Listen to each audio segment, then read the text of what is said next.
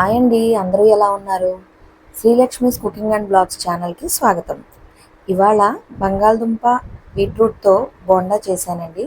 ఇవి పిల్లలకి evening schools నుంచి ఇంటికి వచ్చే టైంకి స్నాక్స్లా చేయడానికి చాలా బాగుంటుందండి.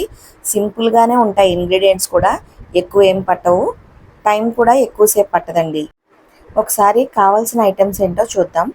సన్నగా కట్ చేసి పెట్టుకున్న బీట్రూట్ ముక్కలు, బంగాళదుంప ముక్కలు, ఫ్రెష్గా దంచి పెట్టుకున్న అల్లం వెల్లుల్లి పేస్టు. నేను అల్లం వెల్లుల్లి పేస్టు ఎప్పటికప్పుడే పట్టుకుంటాను, ఎందుకంటే నేను అల్లం వెల్లుల్లి పేస్ట్ ప్రతి వంటల్లోనూ యూజ్ చేయను. సన్నగా కట్ చేసి పెట్టుకున్న పచ్చిమిరపకాయలు, ఇంకా కుకింగ్ సోంపు అండి. ఇది రెసిపీలోకి ఫ్లేవర్ బాగుంటుంది. నెక్స్ట్ జీలకర్ర, అంతేనండి. వీటితో పాటు ఆమ్చూర్ పౌడర్ కొంచెం వేస్తానండి, ఫ్లేవర్ బాగుంటుందని చెప్పి ఆమ్చూర్ పౌడర్ యూజ్ చేస్తాను ఇందులో.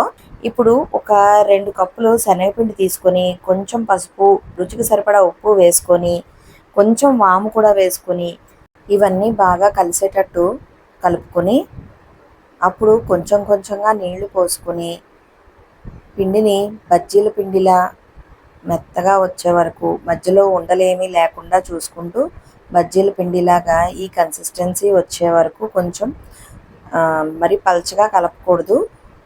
బజ్జీలు, మిర్చి బజ్జీలు అవి వేస్తాం కదా, ఆ బజ్జీల పిండిలా వచ్చే వరకు మెత్తగా కలుపుకోవాలి. ఉండలు అస్సలు ఉండకుండా చూసుకొని కలుపుకొని పక్కన పెట్టుకోవాలి. ఇప్పుడు బంగాళదుంప ముక్కలు, బీట్రూట్ ముక్కలు మెత్తగా ఉడికించి పక్కన పెట్టుకోవాలి. ఒక మూకుడులో 1.5 స్పూన్ నూనె వేసుకుని, అందులో కొంచెం జీలకర్ర, సోంపు, కుకింగ్ సోంపు చెప్పాను కదా, కుకింగ్ సోంపు. ఇది ఏంటంటే డైజెషన్ కూడా బాగుంటుందండి. ఇలాంటి ఆయిల్ ఫుడ్ అది చేసినప్పుడు కొంచెం డైజెషన్ కోసం బాగుంటుందని, అది కాక టేస్ట్ కూడా బాగుంటుంది. కుకింగ్ సోంపు, ఆమ్చూరు వల్ల టేస్ట్ కూడా ఎన్హాన్స్ అవుతుందన్నమాట.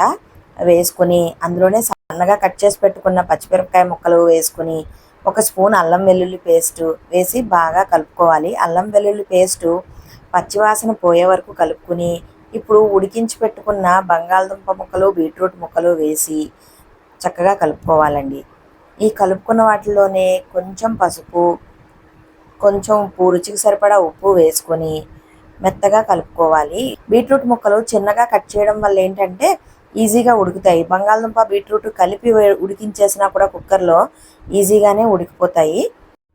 ఇప్పుడు ఇందులోనే సన్నగా తరిగిన కొత్తిమీర, కరివేపాకు కూడా వేసి కొంచెం మ్యాష్ చేసుకోవాలండి. ఎక్కువసేపు ఏం పట్టదు, ఇది కూడా టైం ఎక్కువసేపు తీసుకోదు. ఇది నేను మా పెద్దమ్మాయి చిన్నప్పుడు స్కూల్ నుంచి బేబీ కేర్కి పంపించాల్సి వచ్చేదండి, ఎందుకంటే నేను జాబ్కి వెళ్ళేదాన్ని.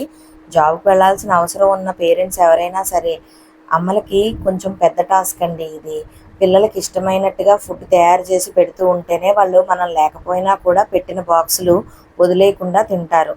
అందుకని రోజుకో కొత్త వెరైటీ లాగా చేసి పెట్టేదాన్నండి. ఇప్పుడు ఈ మగ్గిపోయింది తీసి ఒక ప్లేట్లో చల్లారి పెట్టుకోవాలి. కొంచెం చల్లారిన తర్వాత వీటిని ఉండలుగా చేసి పెట్టుకోవాలండి. కొంచెం మనం ముందుగా ప్లాన్ చేసుకుంటే ఎలాంటిదైనా సరే, ఇలా సింపుల్గా ఉండే రెసిపీస్ ఉదయాన్నే కూడా చేసి పెట్టుకోవచ్చండి. కాకపోతే ఏంటంటే మనం ముందు రోజే ఫిక్స్ అవ్వాలంతే. ఈ రేపు ఇది చెయ్యాలి వంట అనేది మనం ముందుగా ఫిక్స్ అయ్యి కొంచెం ప్లాన్గా చేసి పెట్టుకుంటే చాలా ఈజీగా క్విక్గా అయిపోతాయండి. ఏది కూడా కష్టం కాదు మనకి. ప్లాన్ చేసుకోకుండా అయితే మాత్రమే కష్టం అవుతుంది. కొంచెం ముక్కలు, బీట్రూట్, బంగాళదుంప ముక్కలు అవి కూడా ముందు రోజే కట్ చేసి ఫ్రిడ్జ్లో పెట్టుకున్నా మనకి ఇబ్బంది అనిపించదు. అది పెద్ద ఏమి కష్టం కూడా కాదు కదా. కొంచెం మనం ఒక ప్లాన్ చేసుకోవాలంతే.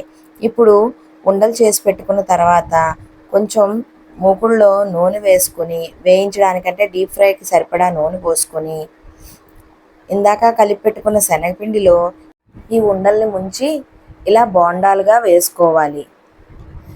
మొత్తం బోండాలు వేసుకున్న తర్వాత కొంచెం సేపు ఆగిన తర్వాత మాత్రమే కలపాలి, వెంటనే కలపకూడదండి. వెంటనే కలిపితే ఏమవుతుందంటే బోండాలు విరిగిపోతాయి అన్నమాట. వెంటనే కలిపితే ఆ పిండి అది విడిపోయి విరిగిపోతాయి.